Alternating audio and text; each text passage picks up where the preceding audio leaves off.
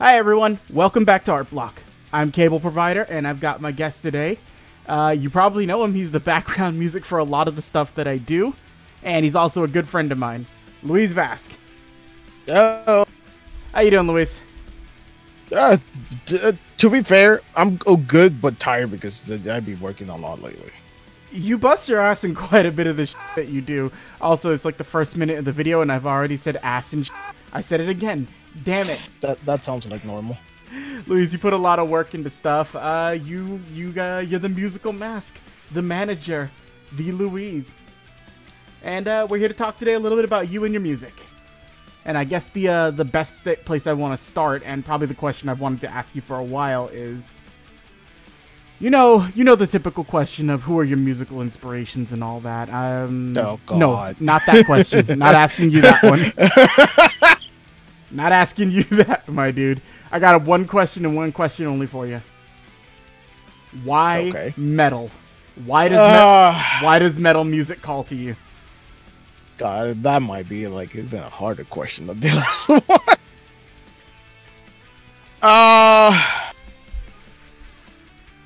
to be fair, like when I was a kid, my parents like put their own music, and like I was a bit sheltered, so like it wasn't like almost always like romantic music or Christian music, that kind of stuff. Mm-hmm. But then it's just like the first thing I actually heard outside of that, it was metal. It was the first big, like it was such a different thing from what I've ever heard that it's just stuck with me. Do you remember what song it was you heard first? Holy Thunder Force by Rhapsody of Fire. Ah, nice. So Holy Thunder Force is the reason we've got things like the unexpected, basically. Like, it's what led you down your musical path to create your different albums. Yeah, and it holds, like, even though I don't make like what people mostly assume as power metal, the high pitched voice and the guitar playing 1,000 miles per hour, but I take a lot of inspiration from all my time hearing like power metal and symphonic metal and that kind of stuff. No, it shows a lot in the stuff that you've done too, and throughout the part of this too, like we'll put links obviously to like your albums down below in the description on this as well. But so I know like that's interesting, like that's what led you into like really liking to do metal, because you produce in a lot of different genres too. Like, I've heard a lot of different things that you've made. Yeah, lately, like since I've been working with clients and composing their songs or doing covers, like it has forced me to go outside of what I usually had done. That it's usually like metal, hard rock kind of stuff. It just made me try to understand all the genres, especially with one thing I did like recently was doing like a house music kind of song, just like absolutely out of my normal. Like I've had to do like vaporwave. Yeah, I remember when you were doing that. Completely out of my comfort zone. Lo-fi, that sent me down a spiral. Yo, you were all about lo-fi for a little bit. Like, I guess the question is, what is it about those genres of music that you have a hard time like getting comfortable with them, so to speak? I mean, both the inexperience of never playing those genres or never even hearing those genres. Like when you hear like a genre for long periods of time, like a lot of songs, a lot of artists, you kind of get what the genre is about. You get like the tropes of each genre. Mm-hmm. The better you understand them, the easier to make a song around it and even break the genre like a little bit and adapt it to your own like likes and stuff. But when you know nothing about the genre, or it's not something you even hear, like you don't know how to write them, because you just don't know how it works. Got to get a feel for it, like get yourself a little familiarized. Yeah, if you don't have the feel, like, no, it's not gonna happen. Like, to be fair, what I do when someone just commissions me for something, like, and I tell them this is not my forte, or even I haven't done it, I've never done something like that. Like, you still want to do this, and they will go like, yeah, I trust you. And I go, okay, time for a week of non-stop hearing this genre. So, having to get yourself familiarized with that, and really like having to adjust to new genres and stuff, that I imagine can't even be like an easy thing to start the process of, and like really tackling something you aren't really comfortable with doing. And a lot of times people can find like just getting like hard-walled by something you're not used to, like, kind of just drains the energy out of you to do it in the first place. Yeah. How do you handle that? Badly. I'm gonna be honest, I'm kind of stubborn, and I don't know when to stop, so I kind of push through most of the time. Even when I get, like, usually I'm trying to write, I get blocked. I go, okay, look for an artist or someone in that genre and just start listening and try to like break apart what makes something. But this brings something interesting. I don't break apart songs generally. I don't break them apart. Like, I don't try to understand the theory about what they're doing, like the musical theory about things. I suck at the music theory, like hardcore suck. I try to understand the songs emotionally. Okay, I get you. Because I write songs by emotion. I need an emotion to put into a song so I can write something about it. So all your songs have a lot more like emotional weight and context, rather than like being the traditionally built out sort of like compositions you would see from people who understand music theory. Yeah, exactly. That's it. Like with time, I've actually learned theory regarding those emotions, but most of the time it's like I just need the song to feel this, and I start looking around till I find that I want.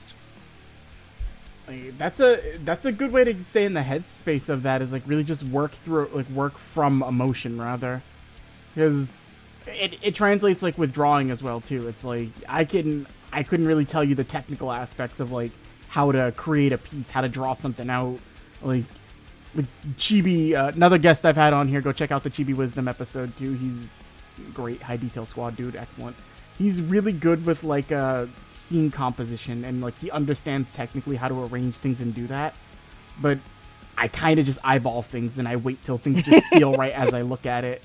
And it's like you've seen how both of us work. You know that we both are capable of doing like separately, like, you know, big pieces, but we go about it in completely different ways. Like, I don't know half the terms Chibi does.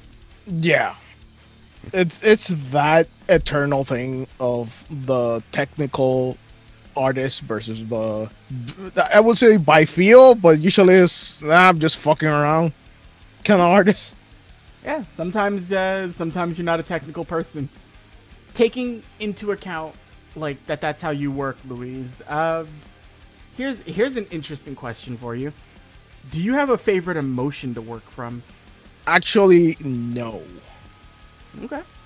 What No, I can't tell you. No. There's like I'm looking back mentally to my songs. It's like not really, because my inspiration, like usually my personal songs, because commissions and personal is like two different things, right? Mm-hmm.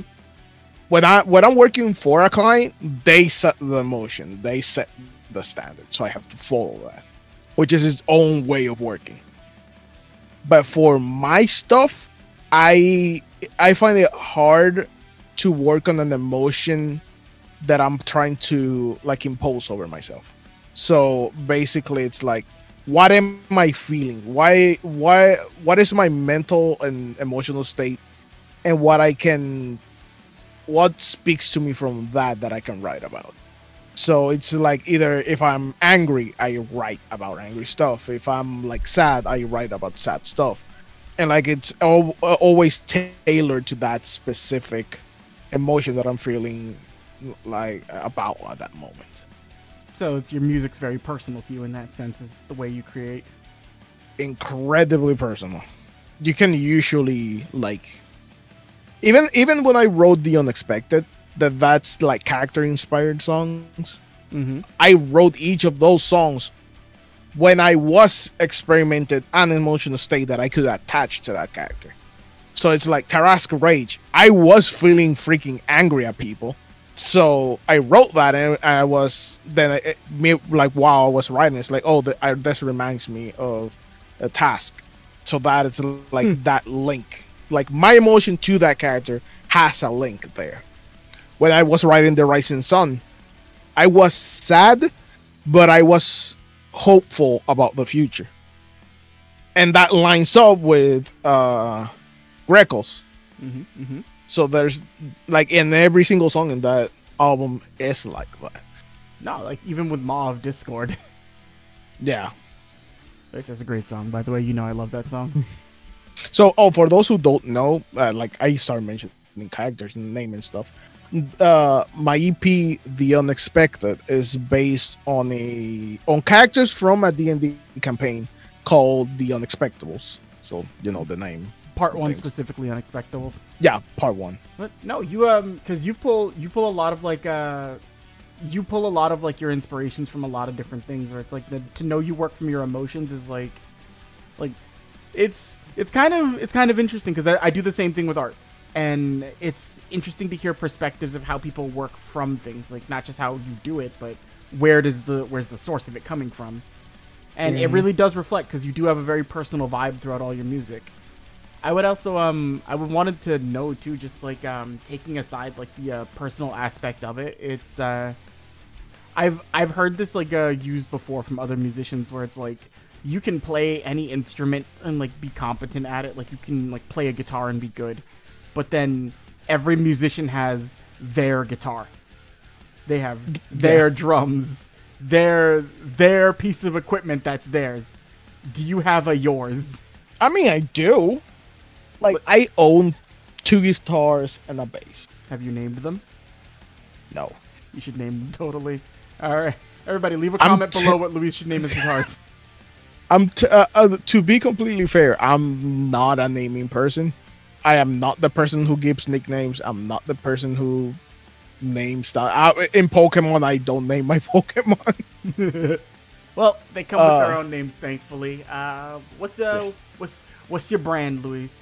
Let's talk equipment for a quick second. Right now, my 2 main guitars are two exact same guitars. There are 2 Taylor SB1X solid body guitars. These guitars are discontinued. You can find them sometimes in the used market. They're kind of hard to find because Taylor, when they made these guitars, they tried to do their own thing and failed. They tried to reinvent the wheel with basically, I would say 3 things killed this line of guitars. Number 1, the bridge, basically the back plate where the strings come out of towards the head. Mm-hmm. They made like their own proprietary bridge with a weird setup system it's not that adjustable. People hate that. And more specifically, technicians who set up guitars hate those. So that's problem number 1. Mm-hmm. Problem number 2 is that guitars have what we call a truss rod. It's basically a metal rod that goes the length of the whole neck, and you turn it to adjust like the inclination of the neck.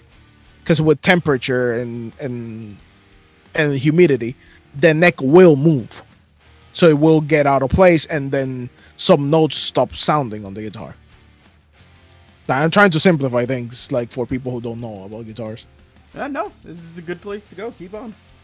The thing is that every single guitar uses the same tool to move that neck. Every guitar company uses the same hole in the truss rod, so that you insert a Allen key on it. These dudes decide to do it the other way around. So instead of putting an Allen key one, you have the Allen key head on the rod, and you have to do something like a wheel, the thing you use to get out the nuts on the wheel, to change the wheel in your car. Oh, that thing. God, what the hell is it called? I don't remember what it is. We'll find it later. It's exactly the tools are their way around in this guitar. So this for you to set up this guitars, you have to have this very special key. So and that's stupid. Why do you make it different? They just crushed their entire like potential to make more and more of these by trying to go ass backwards. Yeah. And then the third thing, and I think the worst thing out of everything, is that they design a system where the plate where the volume knobs and the pickups are, they made a system that you can take that out, and without soldering or anything, you can take another plate with another set of pickups and put it in, and you're good to go with a different one guitar, different set of pickups. That sounds cool on principle.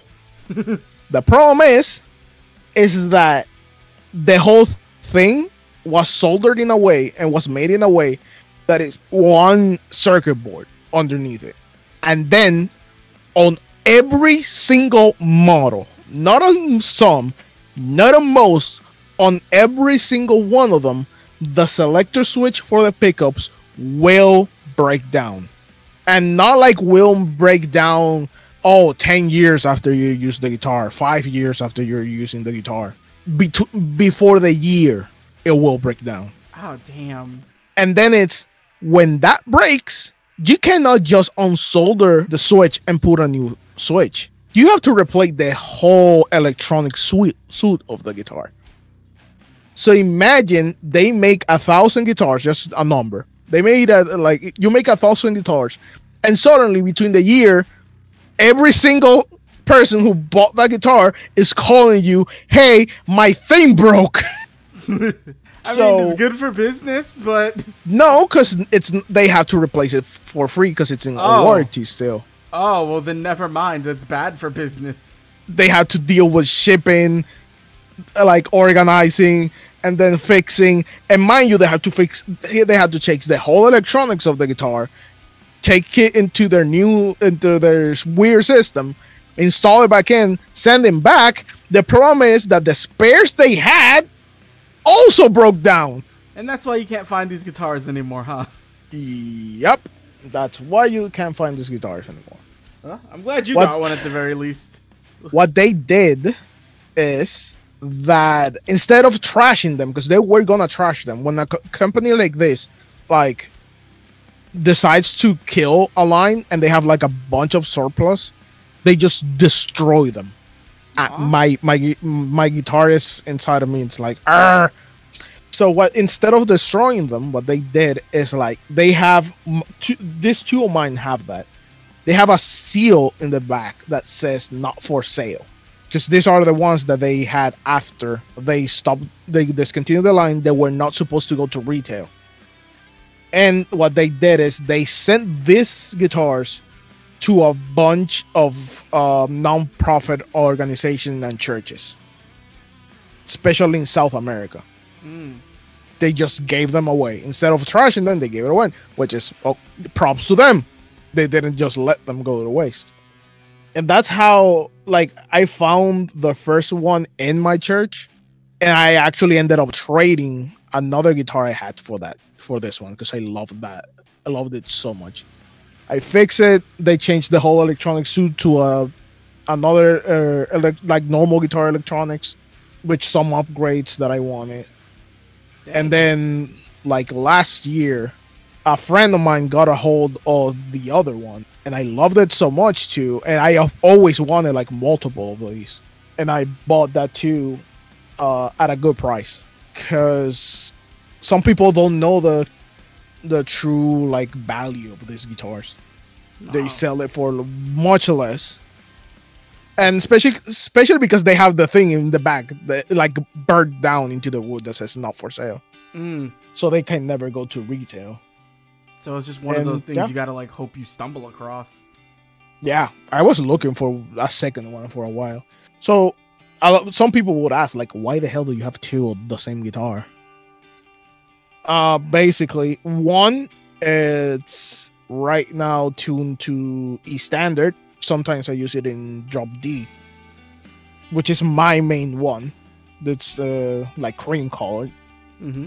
And my second one has thicker strings, and it's tuned to drop C. So I have one that is standard drop D and another drop C for when I need to go like full on metal, like low tune metal kind of stuff.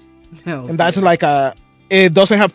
I like that the one in drop D because it has like it doesn't have like a paint on. It's just wood color, and I love that look on the guitar. Nice.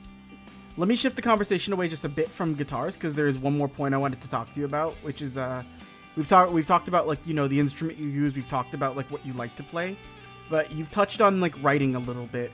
Aside from the musical aspect of it, like lyrically, how do you feel about that? Like when you need to start like doing lyrics for a song, like what's your approach to lyrically developing out your songs? Lyrics is one of those things that's really hard for me. Like initially I didn't like writing lyrics because I can't just like and this is a fault of a lot of pop music out there. The lyrics don't make a heck of sense. If you take it out of the song and like read them, like what the hell are they trying to say? What are you talking about, Luis? Duran Duran knows what they're doing when they say you smell like a sound. So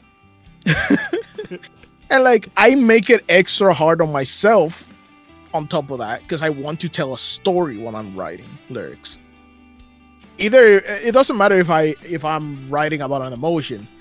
I want there to be like a story, just not spewing words about an emotion.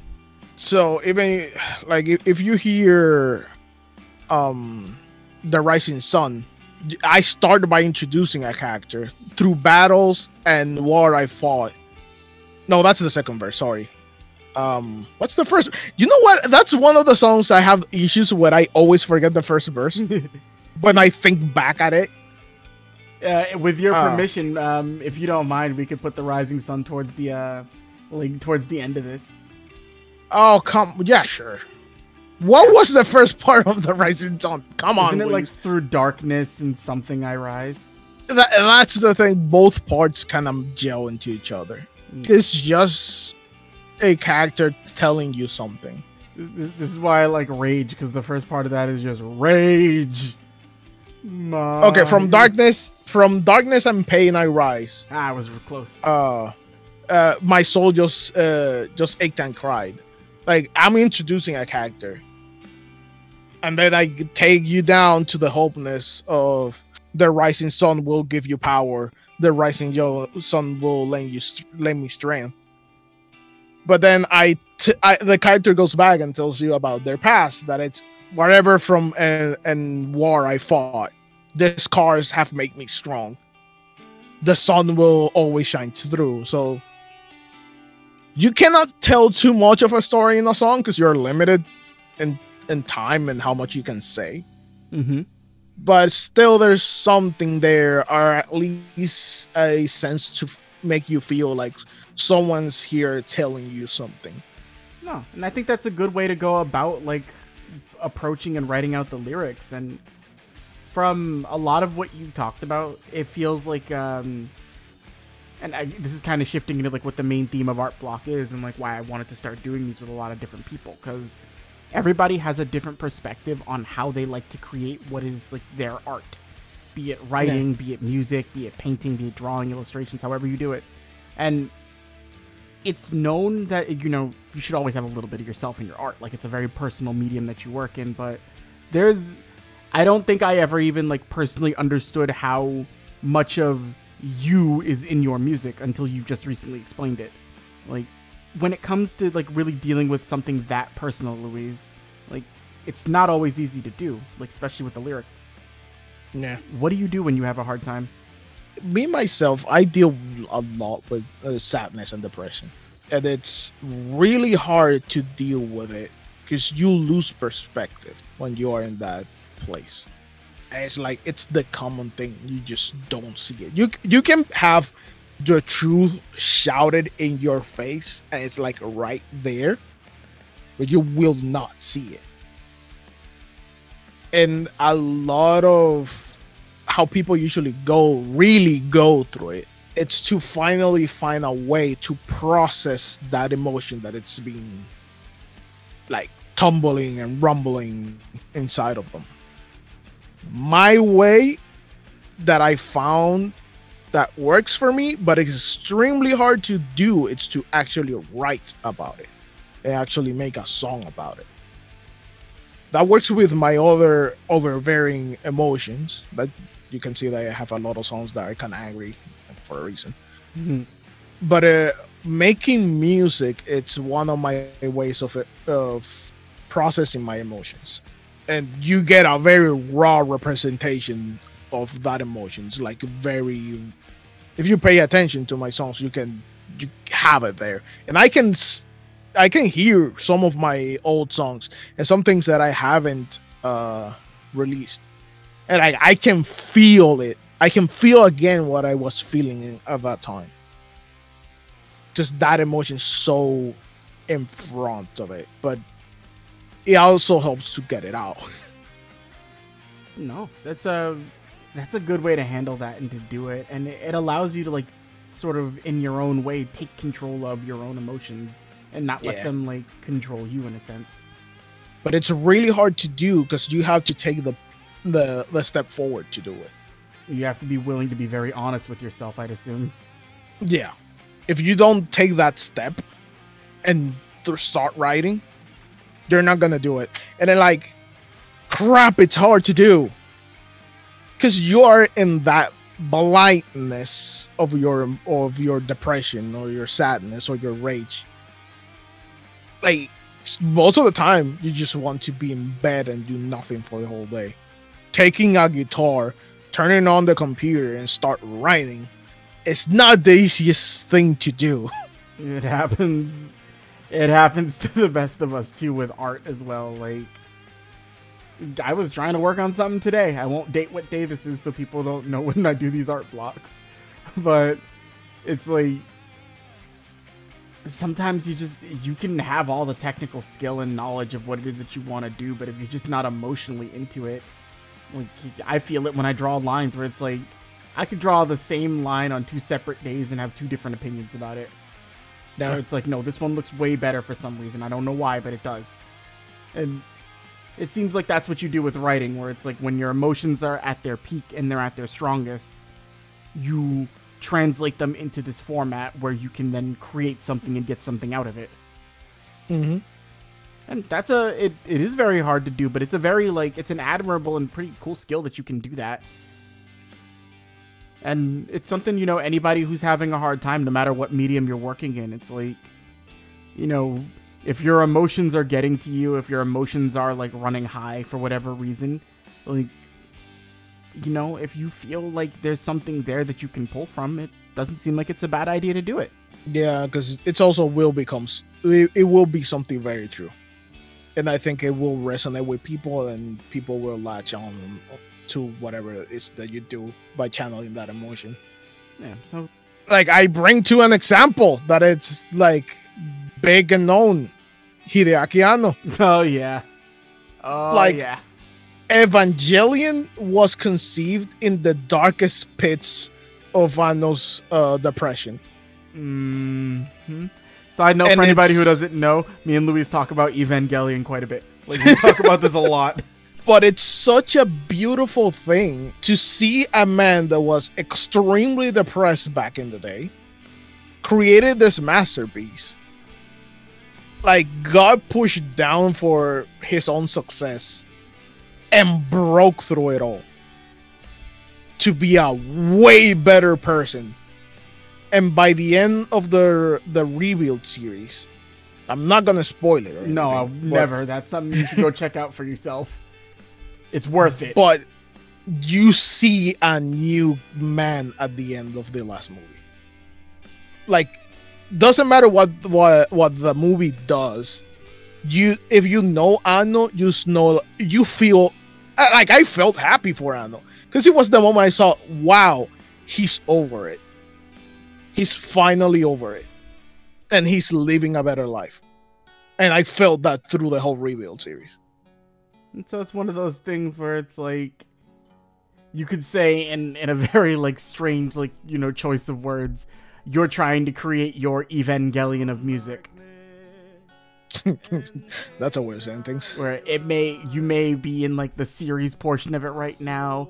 Eventually, maybe you'll write your end of Evangelion music, but we all strive for our thrice upon a time. We all want to make it to our ending, and I think it's a road all artists want to make it towards. Like, we all want to, like, if we're working with something that's difficult, you'll make it. It'll take time, it'll take effort, and it'll take work, but you'll make it. Yep. Luis, last question I want to throw your way is, for anybody out there trying to work with their music, trying to work with anything that they're doing, no matter what medium it would be, what have you, Luis Vas, got to say to an artist who's trying to make a name for themselves? Like, get themselves out there. Any last minute advice? Okay, first off, don't be discouraged by how your art looks, sounds, is perceived right now. Because the more you do it, the better you will become. Like, put some work into it, and it will show its fruit in due time. Like, my music now does not even touch, like, the other way around.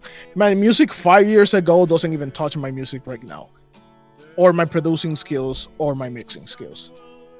Just do everything. Don't be discouraged how things are right now, because the moment you just work on it and work on it and work on it, it will get better. It doesn't matter what you do, it will get better. Just need to put the hours in. Also, surround yourself with people who actually help you be better and keep you motivated. Avoid guys like me. Don't necessarily surround yourself with just people. You want people who tell you the truth and like actually make your thing better, because that will keep you in the game. You will keep working on it, and eventually something will happen. Because it took a long time for me something to happen. Like, I started like learning guitar at 16, and like I was nobody. I played on places for free because no one wanted to like pay me. I barely managed to make like my last anime appearances in conventions. Made me pay, and like the crowd was terrible because no one knew me, even though as much as I tried. Got into the internet, didn't do music like for 5 years. Got inspired again by the Unexpectables. I was a no one on Twitter, did my own thing, didn't get noticed almost at all. Some of the people from the Unexpectables that dare to look my way. But after that, I still tried to do music. Then I met you guys, the whole Phantasma crew, and I did Dungeon Crawlers. But that didn't make me money. But then you started like commissioning me for more songs for File. Yeah, you're essentially like the full first album of File. Like slowly getting myself out there. Then the big thing happened. That was Takahato 101 from TFS, who was transitioning into being a VTuber.